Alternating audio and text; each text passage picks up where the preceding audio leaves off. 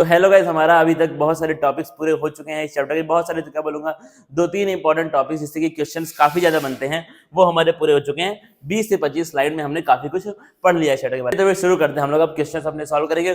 कुछ में एनसीईआरटी के लगभग जितने हमने टॉपिक पढ़ लिए उसमें से एनसीईआरटी के उस टॉपिक्स में से 90% क्वेश्चंस में यहाँ पर लेकर के आ गया हूँ। उनको हम लोग सॉल्व कर लेंगे एक बार के लिए और देखते हैं कि क्या होता है, कैसे आपको कितने आते हैं। सॉल्यूशन हमारे पास हर एक सवाल का सॉल्यूशन भी मैं लेकर के आया हूँ साथ में, लेकिन अगर यहाँ पे सॉल्यूशन लिखा रहेगा तो आप अपने माइंड को उस तरीके से यूज नहीं करोगे। इसलिए मैं चाहता हूं कि पहले आप माइंड को यूज करो, फिर मैं सॉल्यूशन अपने आप तुमको सामने रख दूंगा, तुमको सॉल्यूशन अपने आप मिल जाएगा। तो देखना आप बड़े ध्यान से। ये सब सवाल, सारे सवाल एज इट इज एनसीईआरटी के हैं।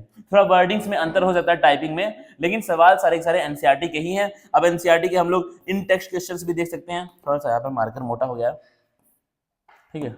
एनसीईआरटी के इन टेक्स्ट क्वेश्चंस भी वहां पे हो सकते हैं और कुछ क्वेश्चन एनसीईआरटी के बैक एक्सरसाइज के भी हो सकते हैं, ठीक है। देखते हैं, शुरू करते हैं हम लोग अपने सवालों को। पहला सवाल देखना क्या हो रहा है। How are fats digested in our bodies, where does this process takes place. थोड़ा सा आप लोग समय ले इसके बारे में सोचे। मैं थोड़ा सा तुमको हिंट अगर दूं तो फैट के डाइजेशन का जब भी बात आती है तो एक हम लोग प्रोसेस पढ़ते हैं, उसको हम लोग बोलते हैं इमल्सिफिकेशन। क्या बोलते हैं? इमल्सिफिकेशन। अगर आपको याद है तो आप मुझे बताना। इमल्सिफिकेशन एक प्रोसेस होता है। मुझे लगता है कि अब तक आपने 1 मिनट का समय, हमारा 30 सेकंड का टाइम हमारा हो चुका है। अब तक आपने जितना मैंने पढ़ा है उसके हिसाब से सोच लिया होगा कि फैट का डाइजेशन कैसे होता है। अब मैं रिवील करता हूं इसका आंसर, ठीक है। देखते हैं आंसर, ये देखो। अब इसको पढ़ जाओ एक बार आंसर को। क्या लिखा है? Fats are digested in the small intestine. जाहिर सी बात है, the liver produces bile juice. लेकिन फैट को डाइजेस्ट करने वाला जूस कहां से आ रहा है? लीवर से आ रहा है, बाइल जूस। जो क्या करता है, जो स्टोर कहां पर होता है? गाल ब्लेडर में, पित्त की थैली में आपका वो स्टोर होता है। Bile breaks down large fat droplets into smaller ones, that is known as emulsification. मतलब क्या है? जो बाइल जूस का काम देखना, फैट का डाइजेशन प्रॉपर होता है कहां पर है? स्मॉल इंटेस्टाइन में होता है। लेकिन उसमें एक अलग से चीज आती है जिसको हम लोग क्या बोलते हैं? Bile juice. जो कहां से आता है? लीवर से आता है। लेकिन स्टोर कहां पर होता है? गाल ब्लेडर में स्टोर होता है। तो उसके बाद क्या होगा? वो जूस करेगा क्या? वो करेगा इमल्सिफिकेशन फैट का। इमल्सिफिकेशन का मतलब क्या है? फैट के बड़े बड़े ड्रॉपलेट्स को छोटे छोटे पार्ट्स में वो ब्रेक करने का काम करेगा, जिससे क्या हो? फैट का डाइजेशन इजी हो जाए। अब क्या लिखा है? Then digestive enzymes like lipase. Lipase आपका डाइजेस्टिव एंजाइम है जो कहां से निकलता है? पेनक्रियाज से निकलता है, जिसको जो फैट को तोड़ता है, किसमें? फैटी एसिड्स में और ग्लिसरॉल में। यही क्या है? सिंपलर फॉर्म है फैट का। अब मैं इसमें क्या करूंगा, जितने इंपॉर्टेंट पॉइंट्स हैं सारे के सारे मैं यहाँ पर अंडरलाइन कर दूंगा, जिससे क्या हो कि जब भी आप इसको पढ़ें तो आपको एक आसानी फील हो, आपको समझ में आए क्या क्या चीजें इसमें इंपॉर्टेंट है। क्या लिखा है? Fats are digested in the small intestine. Fat का डाइजेशन कहां पर होता है? स्मॉल इंटेस्टाइन में होता है। पहला पॉइंट हमारा ये हो गया। लीवर प्रोड्यूस करता है bile juice. Bile juice store कहां पर होता है? गाल ब्लैडर में स्टोर होता है। करता क्या है ये? It breaks down large fat droplet into smaller ones, that is known as emulsification, ठीक है। फिर क्या है आपका? डाइजेस्टिव एंजाइम लाइपेज है, जिसको सीक्रेट कौन करता है? पेनक्रियाज करता है। जो करेगा क्या? फैट को ब्रेक करेगा, किसमें? फैटी एसिड में और ग्लिसरॉल्स में। As simple as that. ये हमारा प्रॉपर आंसर आपका हो चुका है। अगर आपको इतना पता है तो फैट का डाइजेशन आपको ऑलरेडी आता है, ठीक है। अब देखना भाई, कॉम्प्लेक्स चीजें जो हैं, जो कॉम्प्लेक्स है उसके लिए मैं खड़ा हूं। जो सिंपल है वो ऑलरेडी मैं जानता हूं। यहाँ पे बैठे हुए बच्चे इतने तो होशियार है कि जो सिंपल है चीजें उनको तो खुद ही समझ जाते हैं। लेकिन एनसीईआरटी की एक ऐसी बुक है कि उसमें थोड़ा सा चीजें क्या है, अगर मैं इंग्लिश का देखो लेवल थोड़ा सा घुमा फिरा के दिया हुआ है, ठीक है। तो ये बुराई वाली बात नहीं है। 10th क्लास के बच्चों का ये हम लोग करते हैं एक्सपेक्ट कि इंग्लिश ठीक ठाक होनी चाहिए। तो क्या है, एनसीईआरटी में चीजें घुमा फिरा के दी हुई है। तो आपको एक टीचर चाहिए जो आपको हर एक चीज को समझा पाए, ठीक है, लाइन बाय लाइन एक सीरियल में समझा पाए। तो इसलिए मैं क्या बोलता हूँ कि जो चीजें इजी हैं वो तुम समझ जाओगे और जो चीजें टफ हैं वो हम समझा देंगे। सिंपल बात, आपकी सिंपल सा फंडा आपका यहाँ पर ये आता है कि जो चीजें तुमको टफ लगती है वो मैं समझाने के लिए खड़ा हूँ, और जो आसान है वो तो तुम ऑलरेडी समझ ही जाओगे, ठीक है। देखते हैं बड़े आसानी से हम लोग। Fat into fatty acid and glycerol. अब देखना उसके बाद अगला सवाल क्या है हमारा, what is the role of saliva in the digestion of food. क्या मैं हिंट दूं? क्या तुमको एक हिंट चाहिए? देता हूं भाई हिंट। हिंट देना मेरा काम है। हेलो, ऊपर मैं लिख रहा हूं क्योंकि नीचे सॉल्यूशन इसमें होता है। सलाइवरी एमाइलेज, ये हिंट है। 30 सेकंड का टाइम तुम ले लो, जब तक मैं लिख रहा हूं तुम टाइम ले लो और सोच लो कि क्या आंसर इसका हो सकता है। सलाइवरी एमाइलेज, इसको हम लोग टाइलिन भी बोलते हैं, ठीक है। अब आते हैं आंसर को रिवील करने पे। देखो क्या लिखा है, बहुत ध्यान से। Saliva helps in the digestion of food by moisturing it. क्या करता है ये फूड को गीला करता है, उसमें मॉइस्चर लेकर के आता है, making it easier to swallow. जब फूड आपका गीला हो गया तो उससे क्या होगा, घुटने में उसको स्वेलो करने में आसानी आपको वहां पर फील होगी। अगला देखना, it contains an enzyme called salivary amylase. क्या है सलाइवा के अंदर एक एंजाइम है, इसको हम लोग क्या बोलते हैं, सलाइवरी एमाइलेज, जो करता क्या है, लगभग 30 से 40% स्टार्च को डाइजेस्ट कर देता है, किसमें, सिंपल शुगर, जैसे कि आपका माल्टोज हो गया। सिंपल आंसर है, सलाइवा का रोल बहुत ज्यादा इंपॉर्टेंट है। प्रीवियस ईयर्स में सलाइवा और सलाइवरी एमाइलेज के बारे में बहुत सारे क्वेश्चंस आए हैं। इंपॉर्टेंट पॉइंट्स फिर से करेंगे, अंडरलाइन। क्या लिखा है, सलाइवा आपका डाइजेशन ऑफ फूड में हेल्प करता है, सही है, मॉइस्चर करता है फूड को, क्या करता है, फूड को मॉइस्चर करता है। अगला क्या है, जिससे क्या होगा, आपका आसानी से स्वेलिंग हो जाएगी, वो ठीक है, वो समझने वाली बात है, कोई दिक्कत वाली बात नहीं। सलाइवा में एंजाइम कौन सा, जो यहाँ भी मैंने लिखा है वही यहाँ पर भी लिखा हुआ, सलाइवरी एमाइलेज, जो करता क्या है, breaks down starch into simple sugars like maltose. खत्म, एंड ऑफ डिस्कशन। सलाइवा के बारे में अब तुम सब कुछ जान चुके हो। अगला देखो, फिर देना क्या लिख दिया, what are the necessary condition. सबसे इंपॉर्टेंट सवाल है भाई, यहां पर बस देखो अंतर क्या होगा, जब हाँ यहाँ पर या तो ऑटोट्रॉफिक न्यूट्रिशन लिखा रहेगा, या फिर हो सकता है यहाँ पे क्या लिखा हो, इसके मैं नहीं लिखता हूँ, मैं यहाँ पेन मैंने चेंज कर दिया, या फिर यहाँ पे क्या लिखा होगा, फोटोसिंथेसिस लिखा होगा। क्या लिखा होगा यहाँ पे, फोटोसिंथेसिस। दोनों में से कोई भी एक चीज तुमको यहाँ पर देखने को मिल सकती है, तो ऑटोट्रॉफिक न्यूट्रिशन या फिर फोटोसिंथेसिस, दोनों का आंसर सेम ही है, क्योंकि फोटोसिंथेसिस भी क्या है, ऑटोट्रॉफिक न्यूट्रिशन है। ये चीज आप सबको ऑलरेडी पता है, ठीक है। अब देना बड़े ध्यान से, गिर जाएगा तार, ठीक है। अब देखना बड़े ध्यान से, what are its by product. 30 second का टाइम लो, एक बार सोच लो। लाइट, क्योंकि लाइट चली गई है जी। अब देखना बड़े ध्यान से, देख लो भाई, सनलाइट चाहिए आपको, कार्बन डाइऑक्साइड चाहिए आपको, वाटर चाहिए और क्लोरोफिल चाहिए। एक चीज मेरा रहेगा रिक्वेस्ट, एक बार अगर मेरी बात मानते हो, अगर मुझे पर ट्रस्ट है, एक बार फोटोसिंथेसिस का रिएक्शन यहाँ पे लिख दो।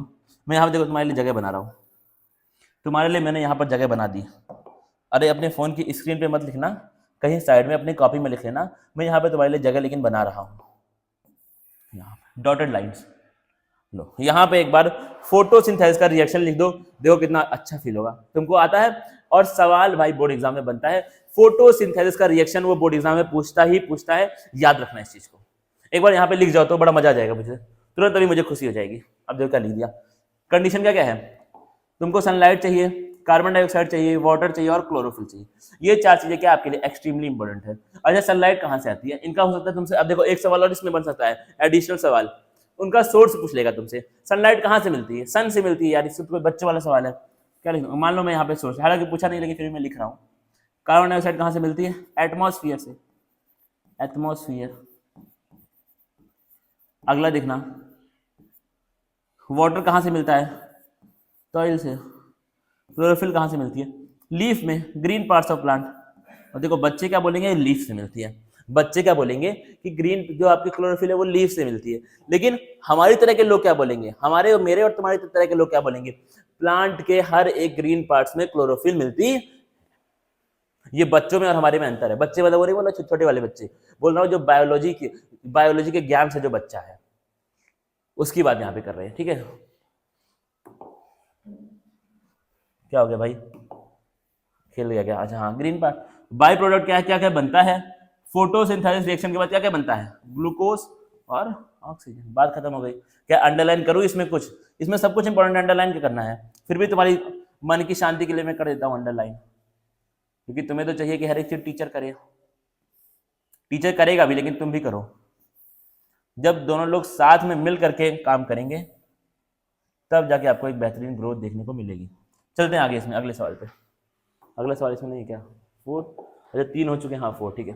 क्या लिखा है, why is diffusion insufficient to meet the oxygen requirements of multicellular organism like humans. इसके बारे में हम लोग ऑलरेडी क्लास में बात कर चुके हैं।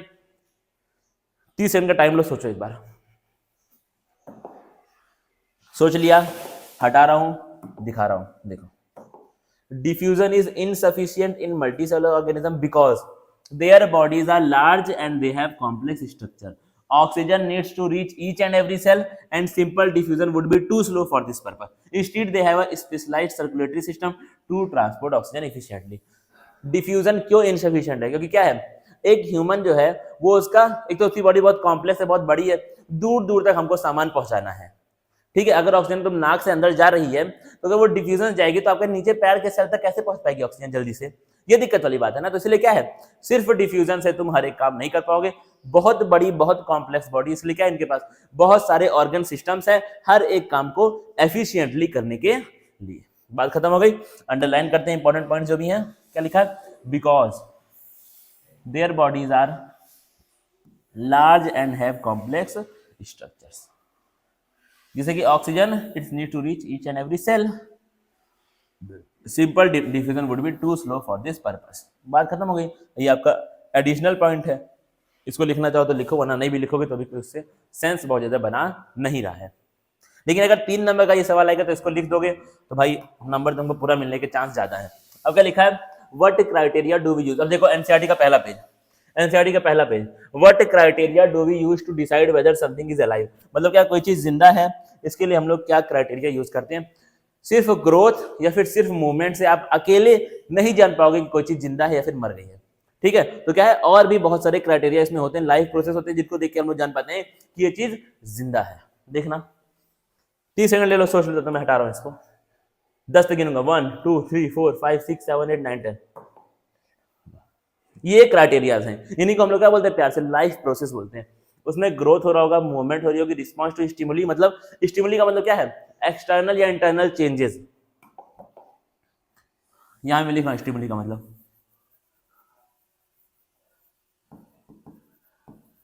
गर्मी का टाइम आपका, एक्सटर्नल एंड इंटरनल इन्वायरमेंट।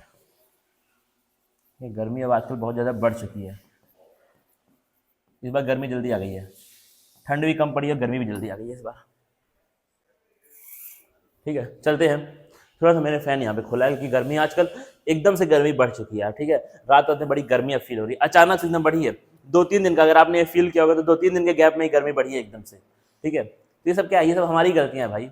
हम लोग इन्वायरमेंट के साथ इतना बदतमीजी से बिहेव कर रहे हैं, ये सब चीजें होनी ही है, एकदम से आकस्मिक हो रही है चीजें, अचानक से बारिश हो जा रही है, अचानक से महीने 2 महीने तक बारिश हो ही नहीं रही है। तो ये सब क्या है, ये सब हमारी गलतियां भाई। हम इंसान की तरह बिहेव नहीं कर रहे हैं, ठीक है। हम इंसान की तरह बिहेव नहीं कर रहे, बहुत बड़ी बात है। अगर हम लोग थोड़ा छोटा भी चेंज करें तो भी चीजें बहुत अच्छी हो सकती है, लेकिन हम लोग करने के लिए तैयार नहीं है। तो हम इंसान की तरह बिहेव नहीं कर रहे हैं, इसीलिए आज ये हालत है। वरना ऐसे कभी नहीं होता था। अगर आप अपने बड़े बूढ़ों से, घर से, माँ बाप से पूछेंगे, इतना खतरनाक ट्रांजिशन कभी भी नहीं होता है। ठंड होती है, फिर हल्की ठंड, फिर गर्मी आती है एकदम से। अब क्या हो रहा है, अचानक से, अभी तक ठंड थी, अभी 4 दिन पहले ठंड होती थी बहुत खतरनाक वाली, अचानक से गर्मी आ गई। ऐसे ही अभी आपका बीच में उस समय भी हुआ था, अचानक से बड़ी गर्मी होती थी, अचानक से ठंड आ गई। ये सब क्यों हो रहा है, क्योंकि हम लोग इन्वायरमेंट के साथ बहुत ज्यादा खिलवाड़ कर रहे हैं भाई, ठीक है। जब जिस दिन इंसान की तरह बिहेव करने लगेगा, उस दिन चीजें बेहतर होते हुए आपको दिखाई देंगी। हालांकि बहुत देर हो चुकी है, लेकिन फिर भी अभी भी हम लोग अगर इंसान की तरह बिहेव करें तो हम लोग काम कर सकते हैं। लेकिन चलो वो क्या ही कर सकते हैं भाई, ठीक है। अब क्या आपका रिप्रोडक्शन, फिर क्या आपका मेटाबॉलिज्म, ये सब के सब क्या है, वो क्राइटेरिया है जिससे ये प्रूव होता है कोई चीज अलाइव है या फिर अलाइव नहीं है। अब क्या लिखा है, What are the outside raw materials used for by an organism। मतलब क्या है, किसी भी ऑर्गेनिज्म को कौन से बाहर के रॉ मटेरियल चाहिए होते हैं। एनसीईआरटी का फेमस सवाल है, ठीक है। हटाओ इसको, तुम्हें 30 सेकंड का टाइम है, देख लो एक बार ये क्या हो रहा है यार, देखो लग रहा है कुछ, ठीक है यार, हट गया, चलो ठीक है। क्या लिखा है, outside raw materials like air, water and food are used by organism to obtain energy, grow and maintain. मतलब क्या है, materials used for by an organism, use जो मटेरियल करते हैं उनका नाम बताओ और किस लिए यूज करते हैं, दोनों चीज पूछिए भाई। अंग्रेजी का सवाल, अंग्रेजी में थोड़ा समझना पड़ेगा। What are the outside materials used for by an organism, मतलब यूज करता है फॉर, किस लिए यूज करता है, ये भी आपको वहां पे लिखना पड़ेगा। अंग्रेजी को समझना तुमको पड़ेगा बहुत ध्यान से, अंग्रेजी बहुत कठिन है। एनसीईआरटी को पढ़ के देखना, अभी तुम नए आए हो ना इस फील्ड में, इस फील्ड मतलब 10th क्लास में नए आए हो, अब एनसीईआरटी को पढ़ने का ट्राई करना एक बार खुद से, लगेगा कि भाई एक अच्छे लेवल की इंग्लिश की किताब आपकी है, देखने को आपको मिल रही है, ठीक है। अब समझना क्या लिखा है, तो आपको यही सब है। एयर यूज करते हैं, वाटर आप यूज करते हो, एयर यूज करते हो, वाटर यूज करते हो, फूड यूज करते हो, किस लिए यूज करते हो, एनर्जी के लिए, ग्रोथ के लिए और मेंटेनेंस ऑफ लाइफ प्रोसेस के लिए। तो क्या what processes would you consider essential for maintaining life, मतलब क्या है कौन कौन से ऐसे प्रोसेस हैं जो आपको लगता है इंपॉर्टेंट है लाइफ को मेंटेन करने के लिए, जिंदा रहने के लिए, समझना कौन कौन से हैं, कौन कौन से हैं भाई, सारे लाइफ प्रोसेस, न्यूट्रिशन हो गया, रेस्पिरेशन हो गया, ट्रांसपोर्टेशन हो गया और क्या हो गया, एक्सक्रीशन हो गया। अंडरलाइन करने की बात है तो कर दे रहा हूं भाई, तेजी के चक्कर में बिगड़ गया। सारे इंपॉर्टेंट है भाई ये सब प्रोसेस जो भी आपको पढ़ना है, ठीक है, लाइफ के लिए इंपॉर्टेंट है। क्या यहाँ पे रिप्रोडक्शन भी हो सकता है? क्या रिप्रोडक्शन किसी भी एक सिंगल ऑर्गेनिज्म के जिंदा रहने के लिए इंपॉर्टेंट है? बिल्कुल भी नहीं इंपॉर्टेंट है, ठीक है। जो मैंने बात बोली इस पर आगे गौर करना, एक बार सोचना एक बार। What is the function of digestive enzyme, digestive enzymes के क्या फंक्शन होते हैं, क्या तुम मुझे बता पाओगे? डाइजेस्टिव, हर एक डाइजेस्टिव एंजाइम का हम लोग नाम पढ़ चुके हैं, अब बताना इनके क्या क्या फंक्शंस होते हैं इंपॉर्टेंट। देख लो भाई 30 सेकंड का टाइम है, क्या क्या होते हैं? Digestive enzymes they help to break down complex food substance into simpler form, simple बात है। जैसे कि क्या एग्जांपल देखो, अंडरलाइन में कर रहा हूं, they break down complex food substance into simpler forms. Example, amylase किसको ब्रेक करता है? स्टार्च को। लाइपेज किसको करता है? फैट को।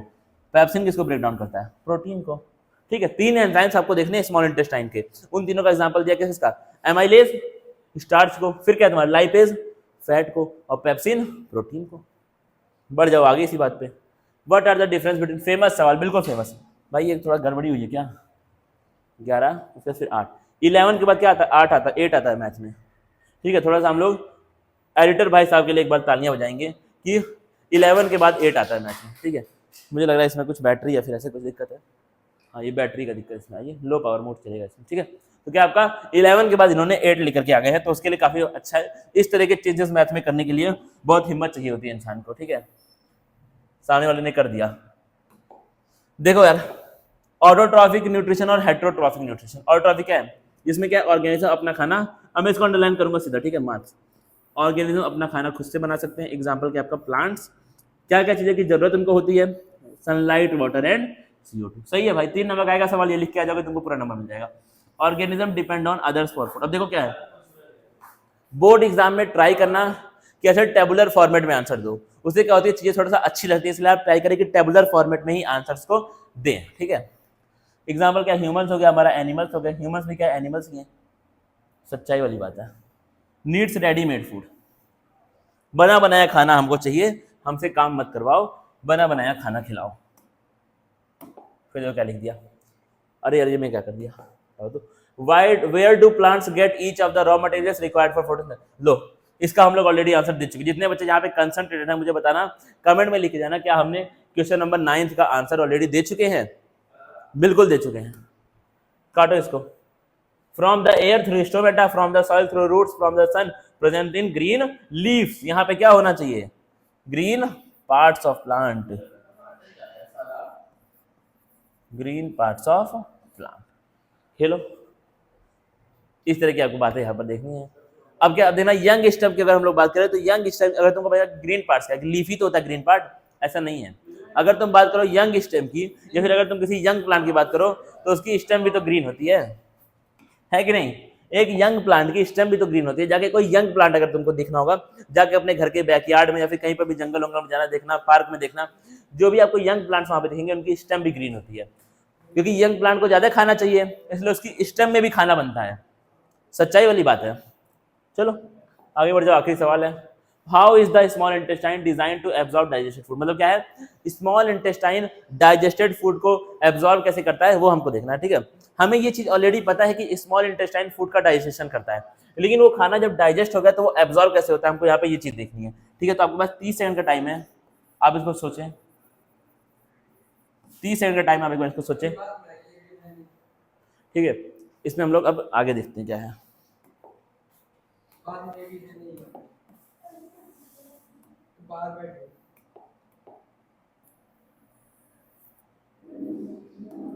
इसमें कुछ, हाँ इसको हटाना है। क्या लिखा? The small intestine has finger like structures called villi, these villi increases the surface area for aggression. अब देखो विलाई बड़ा इंपॉर्टेंट टॉपिक है, सवाल विलाई पे बहुत ज्यादा बनते हैं, ये चीज सच्चाई वाली बात है। विलाई पे तुमसे सवाल वो पूछ लेता है, और विलाई के ऊपर लोग बहुत ज्यादा गौर नहीं करते हैं, ठीक है। क्या होता रहता है पीछे, विलाई के ऊपर लोग बहुत ज्यादा गौर नहीं करते, लेकिन सवाल आते हैं। विलाई क्या है? एक ऐसे स्ट्रक्चर्स है जो क्या करते हैं, एक तो मूवमेंट में हेल्प करते हैं, वो एक अलग चीज हो गई। सबसे इम्पोर्टेंट काम क्या है विलाई का? सरफेस एरिया को बढ़ाने का काम करते हैं स्मॉल इंटेस्टाइन। एब्जॉर्प्शन कहां पर होना है? मैक्सिमम स्मॉल इंटेस्टाइन में होना है, तो स्मॉल इंटेस्टाइन के सरफेस एरिया को विलाई बढ़ाने का काम करता है। These villi increase the surface area for absorption and have thin walls with blood vessels, allowing nutrients to be absorbed into the blood stream easily. Simple बात है, important lines को underline कर देते हैं। क्या करते हैं? They increase the surface area. ठीक है, सही बात है। They allow nutrients to be absorbed into bloodstream easily. सही बात है, चलो ठीक है। इसी के साथ क्या हमारा आज का जो लेक्चर था, हमने अब एनसीईआरटी के 90% ऑफ द क्वेश्चन सॉल्व कर लिए हैं, जो टॉपिक हमने पढ़ा है उनमें में से। ठीक है, चलेंगे फिर हम लोग आज के लेक्चर को यहीं पे खत्म करते हैं, आगे मिलेंगे। अब हम लोग टॉपिक करेंगे फिर से। ठीक है, थैंक यू गाइस।